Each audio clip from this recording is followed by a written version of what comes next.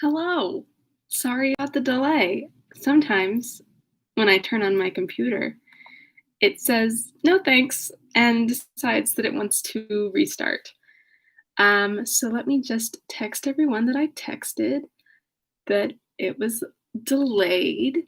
And we'll get going. Da, da, da, da, da, da. I have a little pot with me today. Oops, that came out wrong. It's literally a small pot. It is my custard. Let me see if I can show you the inside of my pot. There she is. Look how beautiful she is. I'm waiting for her. I'm waiting for her to get lukewarm so that she's ready to bake. So I may decide 15 minutes into the reading that it's time to go put some apricots and some custard and bake that bad boy. This is really unfortunate because I feel like it's lukewarm right now. I'm gonna lick this. I'm very sorry. Nobody look. Delicious. Well, this is unfortunate.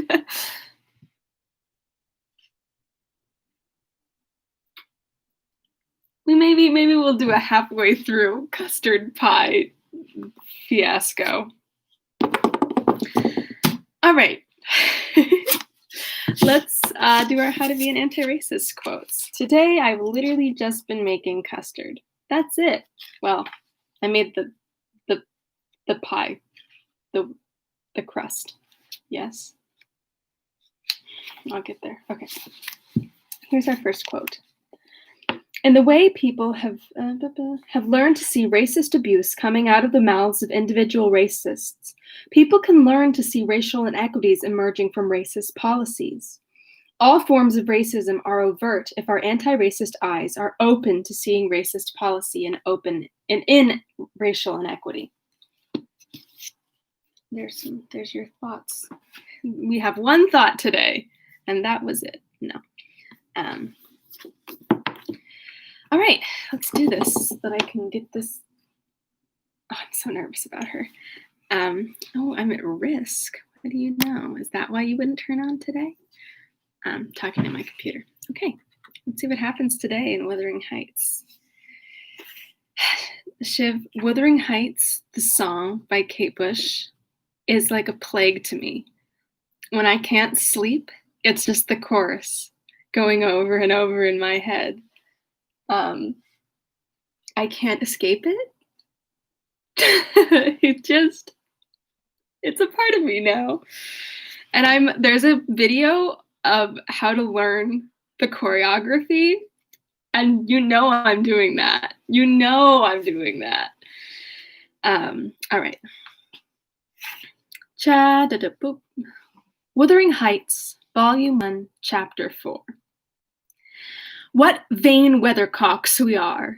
I, who had determined to hold myself independent of all social intercourse, and thanked my stars that, at length, I had lighted on a spot where it was next to impractical, I, weak wretch, after maintaining till dusk a struggle with low spirits and solitude, was finally compelled to strike my colors, and under the pretense of gaining information concerning the necessities of my establishment, I desired Mrs. Dean, when she brought in supper, to sit down while I ate, hoping sincerely she would prove a regular gossip, and either rouse me to animation or lull me to sleep by her talk. You have lived here a considerable time, I commenced.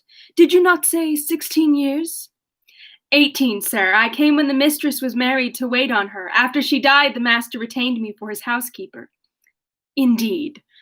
There ensued a pause. She was not a gossip, I feared, unless about her own affairs, and those could hardly interest me.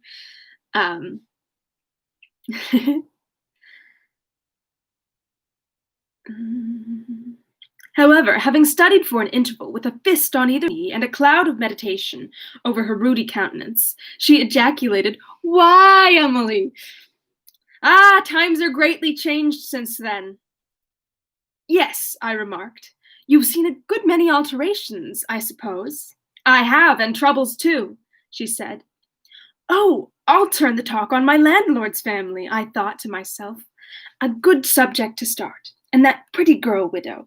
I should like to know her history, whether she be of a native of the country, or, as is more probable, what the hell? An exotic that the surly indigene will not recognize for kin. I don't know what that means. It sounds pretty shifty.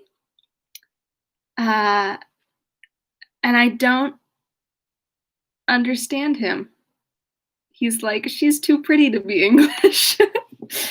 Anyways, with this intention, I asked Mrs. Dean why Heathcliff let Thrushcross Grange and preferred living in a situation and residence so much inferior. Is he not rich enough to keep the estate in good order? I inquired. Rich, sir, she returned. He has nobody knows what money, and every year it increases. Yes, he's rich enough to live in a finer house than this, but he's very near, close-handed, and if he had meant to flit to Thrushcross Grange as soon as he heard of a good tenant, he could not have borne to miss the chance of getting a few hundreds more. It is a strange people should be so greedy when they are all alone in the world. Well, he has a son, it seems. Yes, he had one. He is dead. And that young lady, Mrs. Heathcliff, is his widow? Yes. Where did she come from originally? Oh, honey, that's a dog whistle. Why, she's my late master's daughter. Catherine Linton was her maiden name. I nursed her, poor thing. I did wish Mr. Heathcliff would remove here, and then we might have been together again. I'm so confused. What? Catherine Linton? I exclaimed, astonished. But a minute's reflection convinced me that it was not my ghostly Catherine. Then, I continued, my predecessor's name was Linton? It was. And who is that Earnshaw, Hareton Earnshaw, who lives with Mr. Heathcliff? Are they relations?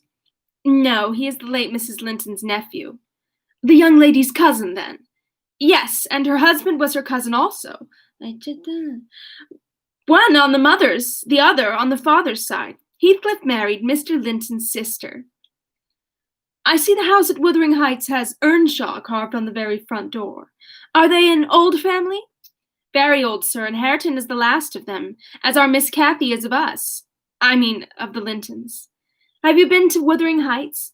I beg pardon for asking, but I should like to hear how she is.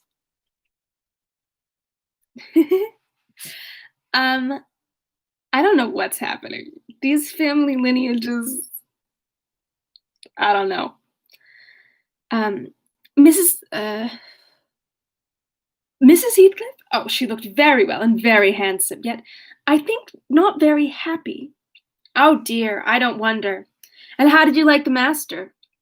A rough fellow, rather, Mrs. Dean. Is not that his character? Rough as a saw-edge and hard as a whinstone. The less you meddle with him, the better. He must have had some ups and downs in life to make him such a churl. Do you know anything of his history? It's a cuckoo's, sir. I know all about it, except where he was born and who were his parents and how he got his money at first. And Hareton has been cast out like an unfledged duncock. What? Dunnock. Sorry. The unfortunate lad is the only one in all this parish that does not guess how he has been cheated. Well, Mrs. Dean, it will be a charitable deed to tell me something of my neighbors. I feel I shall not rest if I go to bed, so be good enough to sit and chat an hour. Oh, certainly, sir. I'll just fetch a little sewing, and then I'll sit as long as you please, but you've caught cold. I saw you shivering, and you must have some gruel to drive it out. The worthy woman bustled off, and I crouched near the fire. My head felt hot, and the rest of me chill.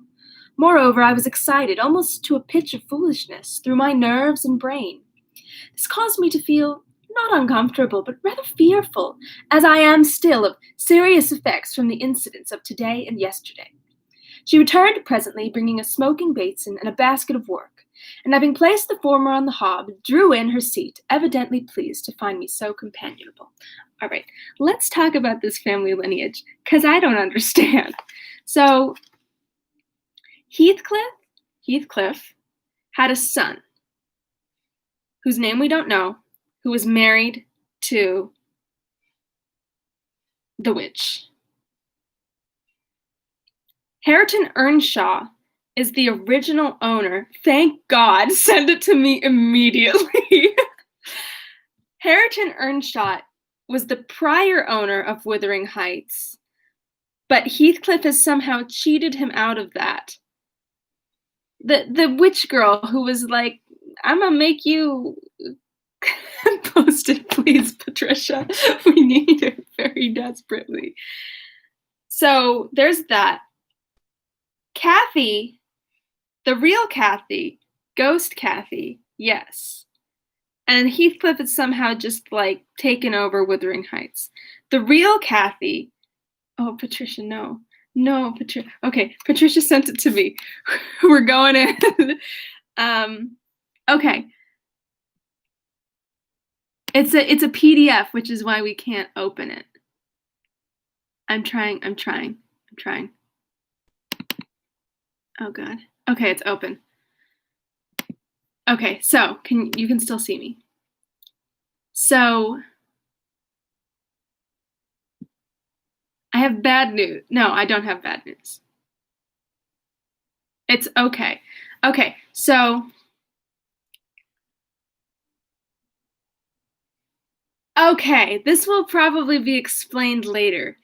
Hindley and our Catherine and our ghost Catherine are siblings. There is another set of siblings, the Linton siblings, which Heathcliff marries into. Then he has a son who marries to the second Kathy. Okay, I feel like this is going to be exposed. But anyways, yeah, we'll get there later. We'll get there later. I feel like this is supposed to be a plot point, and is incomprehensible to us at the current moment. I worry for her. I feel she is cool. Okay. Before I came to live here, she commenced, waiting no further invitation to her story, I was almost always at Wuthering Heights, because my mother had nursed Mr. Hindley Earnshaw, that was Hareton's father, and I got used to playing with the children. I ran errands, too, and helped to make hay, and hung about the farm, ready for anything that anybody would set me to. One fine summer morning, it was the beginning of harvest, I remember, Mr. Earnshaw, the old master, came downstairs dressed for a journey. And after he had told Joseph what was to be done during the day, he turned to Hindley and Kathy and me, for I sat eating my porridge with them, and he said, speaking to his son, Now, my bonny man, I'm going to Liverpool today. What shall I bring you? You may choose what you like, only let it be little, for I shall walk there and back. 60 miles each way. That is a long spell. That's going to take a couple days, right? Hindley named a fiddle, and then he asked Miss Kathy. She was hardly 6 years old, but she could ride any horse in the stable, and she chose a whip.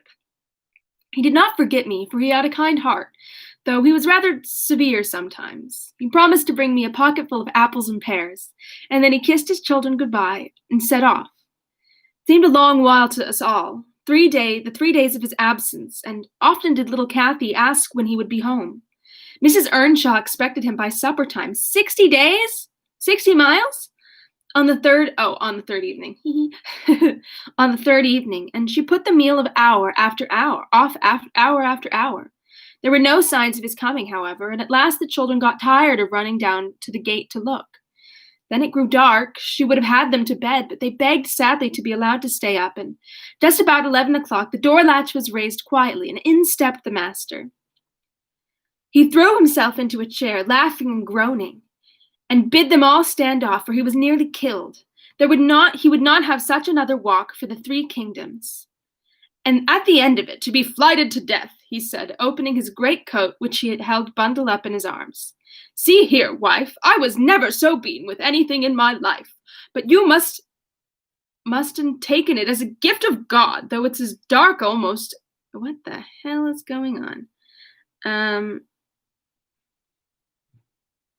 Okay, well, that's not fun.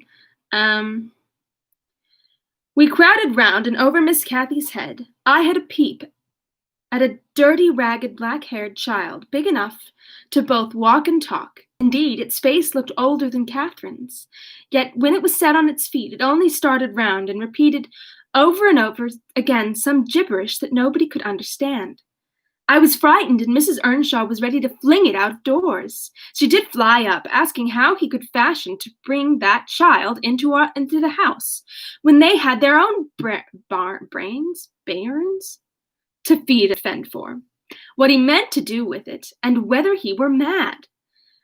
The master tried to explain the matter, but he was really half dead with fatigue, and all that I could make out amongst her scolding was a tale of his seeing it starving and houseless, and as good as dumb in the streets of Liverpool, where he picked it up and inquired for its owner. Owner? It's a human.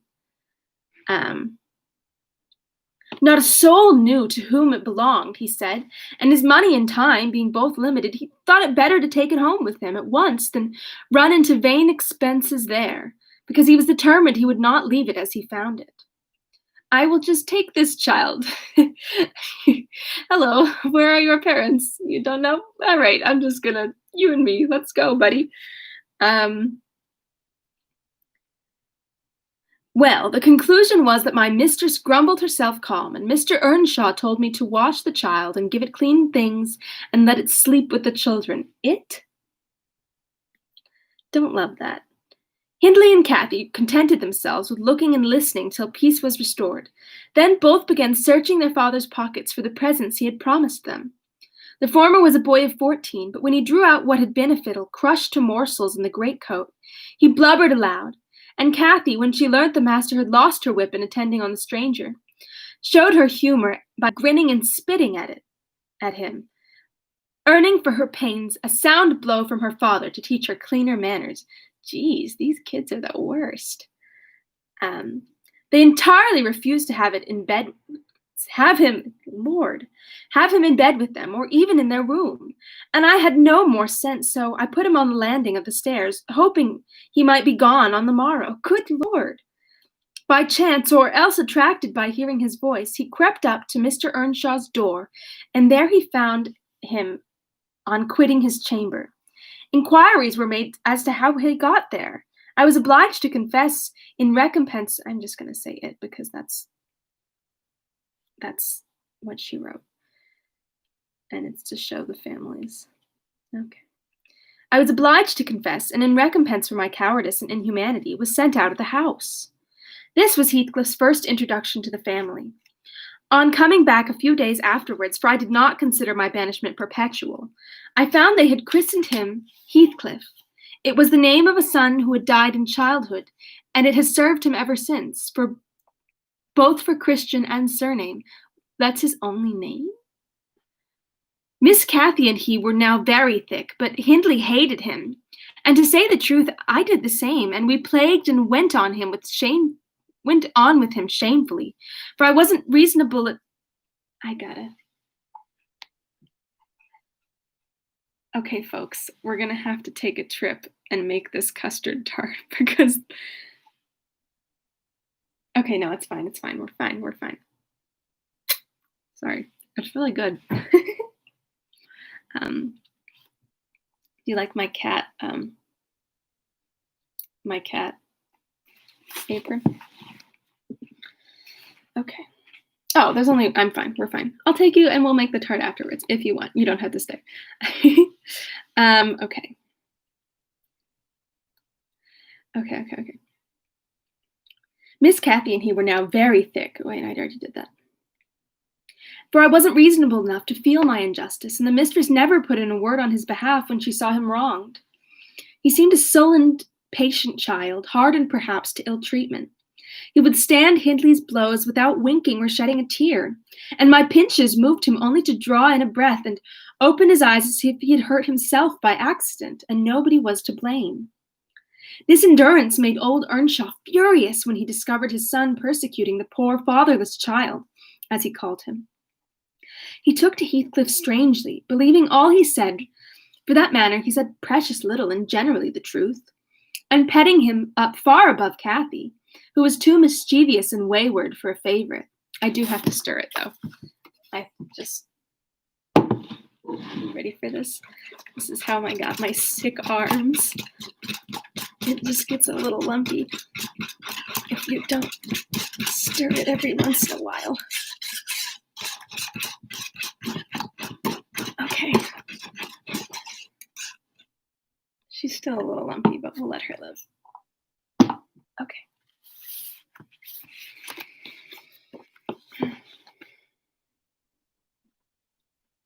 So from the very beginning, he bred bad feeling in the house, and at Mrs. Earnshaw's death, which happened in less than 2 years after, the young master had learnt to regard his father as an oppressor rather than a friend, and Heathcliff as a usurper of his parents' affections and his privileges, and he grew bitter with brooding over these injuries. I sympathized a while, but when the children fell ill of the measles, and I had to tend them and take on me the cares of a woman, at once I changed my ideas. Heathcliff was dangerously sick, and while he lay at the worst, he would have me constantly by his pillow. I suppose he felt I did a good deal for him, and he hadn't wit to guess that I was compelled to do it. However, I will say this, he was the quietest child that ever nurse watched over. The difference between him and the others forced me to be less partial. Kathy and her brother harassed me terribly. He was as uncomplaining as a lamb, though hardness, not gentleness, made him give little trouble.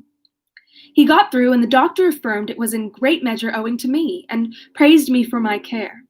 I was vain of his commendations, and so softened towards the being by whose means I earned them, and thus Hindley lost his last ally.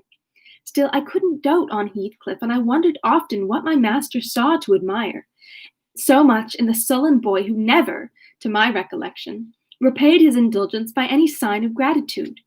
He was not insolent to his benefactor. He was simply insensible. Excuse me. Though knowing perfectly the hold he had on his heart, and conscious he had only to speak, and all the house would be obliged to bend to his wishes. As an instance, I remember Mr. Earnshaw once bought a couple of colts at the parish fair, and gave the lads each one.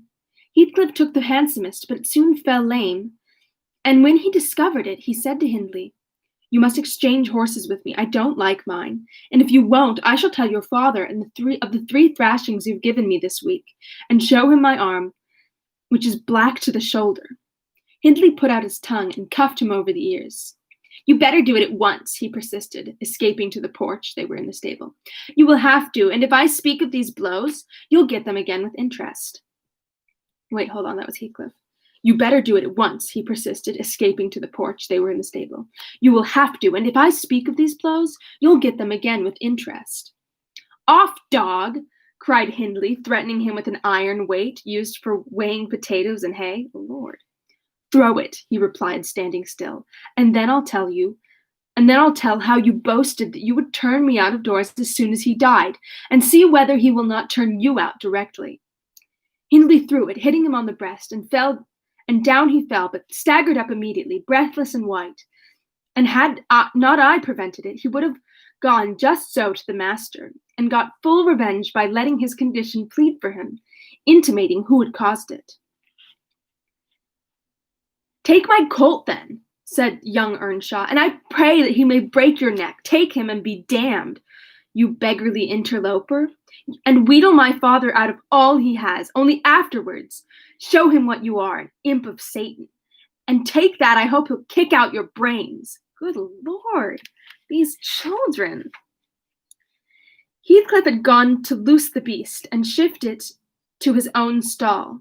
He was passing behind it, oh boy, when Hindley finished his speech, and by knocking him under its feet, and without stopping to examine whether his hopes were fulfilled, ran away as fast as he could.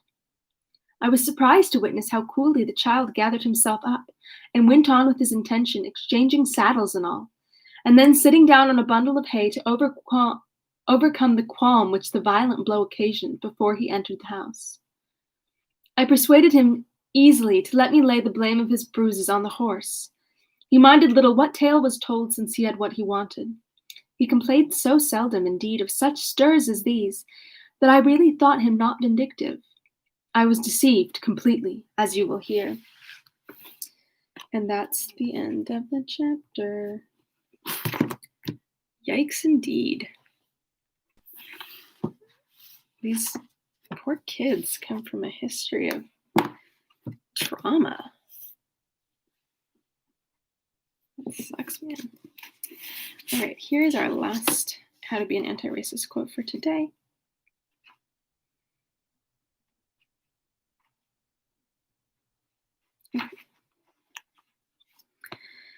The United States is a racist nation because its policymakers and policies have been racist from the beginning. The conviction that racist policymakers can be overtaken and racist policies can be changed, and the racist minds of their victims can be changed, is disputed only by those invested in preserving racist policymakers, policies, and habits of thinking. Racism has always been terminal and curable. Racism has always been recognizable and mortal. And those are your thoughts on racism. Not your only thoughts. We should all be. If it's not something that you have to think about all the time, then you should be challenging yourself to think about it way more than we already do. And that is what I've learned. So with that, let's go make a pie. Let's go make a tart. Let's do it. Let's see. I'll do this in one hand. How am I going to open the door? Okay.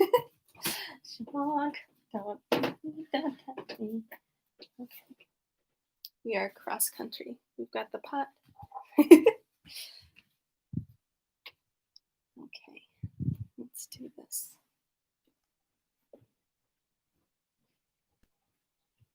My custard smells really nice. I'm still on live, so hello, my dog. This is strange. Okay, here we go.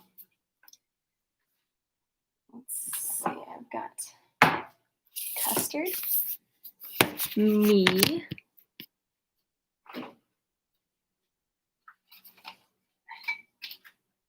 and my apricots, and that's all I think we need. Okay, let's see. Spread about a third of the pastry cream into the pastry case and spread evenly. Let's do it. Is my oven still on? Yes. We're good. Okay.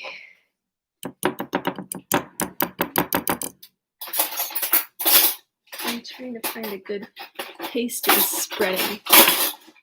I'm cooking things. Okay. Here are the remainder of my ingredients.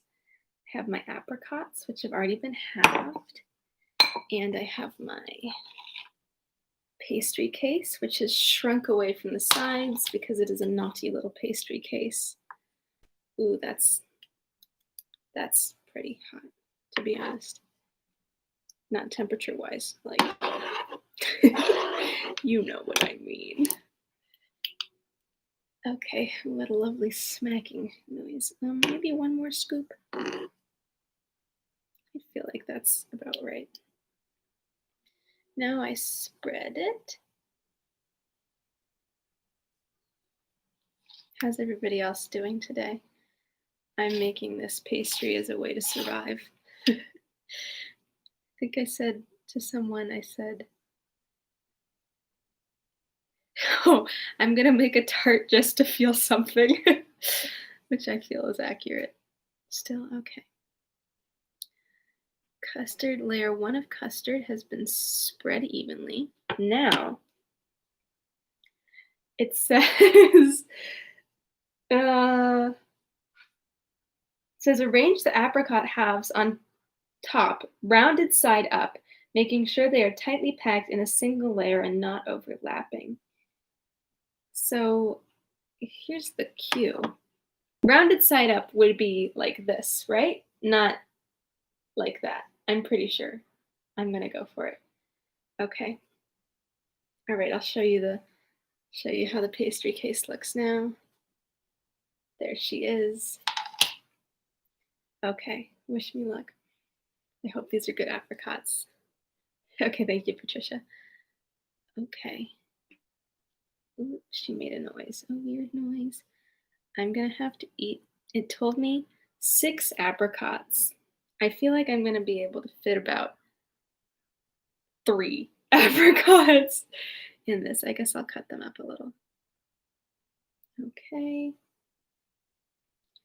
Maybe I'll get 4 in. Ah! I lost control. I lost control of the cot. Why are you like that? Oh, yes. Okay. I think I'm gonna have the halves, and that'll get, because I get a nice triangle, but I need a, no, I don't need that. Okay. I'm just gonna cut it in the bowl. Delicious.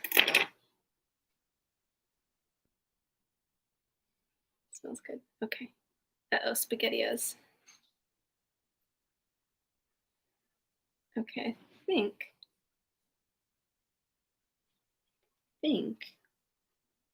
I can get the rest in. Okay, we're good. This one has a little hole in it. Oh, it has 2 holes. Okay. Then after that, I believe, I have another little bowl of apricots. These ones, they were a little questionable. Let's just say that. They require a little extra assistance to be ready for the big time. Okay, I've put in a ton of apricots, but I have 3 halves left. Okay, spoon the rest of the pastry cream over the apricots so they are completely and evenly colored. That I cannot guarantee. Covered. Did I say covered or colored? Who knows? Oh, I'll show you. There she is, looking cute. I'm not doing an Insta version of this because I don't think Insta is ready to go back or should go back yet. But soon I will again. Someday in time. Oof, it makes a very strange noise indeed. A strange noise indeed, Mr. Heathcliff. Okay, well, this is not what Mary Berry would do. It's like, the problem is some of these, oh God, recipes don't have, that's not good. I did not get good enough down there. Some of them don't have pictures, so you're just kind of like, I guess this is right, but you don't know what they actually look like. So it's like kind of rounded on the top, and I feel like it should be, a tart should generally be just like flat in the tin. But that's not what's going to happen here today, folks. Oh, it's not cute. Update. She is not cute.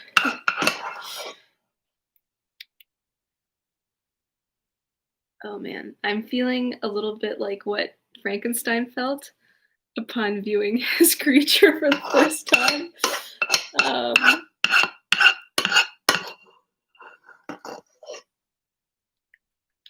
Okay, let's get a professional tool in here. Oh, the professional tool is right there.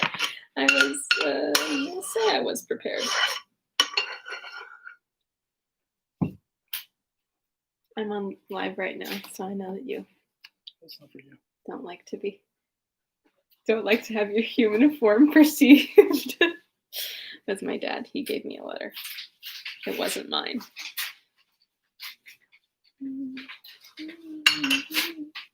Okay. Ooh, yeah, that's not good. That's not the cutest thing I've ever seen.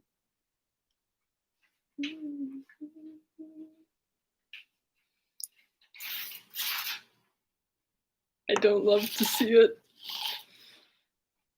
Okay.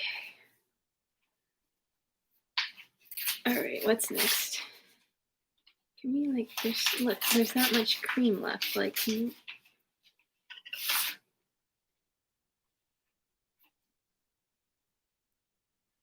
All right, that's just what's gonna happen. Oh no! A little bit of a problem over here. I'm gonna put it in the thing first. Okay. Here. Oh, she's hefty. Here's what she looks like now. Not cute. Set the. Okay. Heated baking sheet. Bake for 30 minutes. Wish me luck. Thanks, Patricia. I'm coming over here. Dad, your human form's about to be perceived. I'm gonna wash my hands first. Don't you know? What? What? Okay, now I'm gonna put on my little safety gloves because baking is a dangerous sport. It's called the oven glove. Okay, now I pull out the thing. Oh god, I stepped over custard rest. She's jiggly, and I put her in. She jiggle. Now I bake her for 30 minutes.